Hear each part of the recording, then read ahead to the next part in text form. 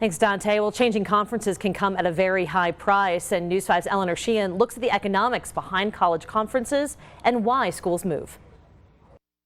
I spoke with an economics professor here at UCCS. He tells me media rights and money are the driving forces behind why many schools change conferences.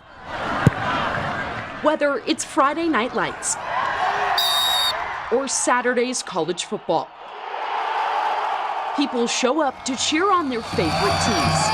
But off the field, what happens behind the scenes? But college sports, just the popularity combined with the playoff system combined with the NIL deals has just led to this kind of perfect storm where it's the wild, wild west right now. Joe Craig teaches sports economics at UCCS. He says if the Air Force Academy were to change conferences or more teams were added to the Mountain West, that could affect Colorado Springs' economy. Air Force games are pretty well attended already, but suddenly if you get some of these big marquee games or some schools that got caught out of the previous realignment that are better than the average Mountain West school, if they join the Mountain West, that can actually make it more lucrative. He says travel is another big economic factor. Everyone drives out here, shows up here, spends a ton of money, goes to the hotels. That's a huge economic impact. Conferences pay universities to be a part of their division, but these prices differ. According to Sportico, the Pac-12 conference brought in $603.8 million from July 2022 to June 2023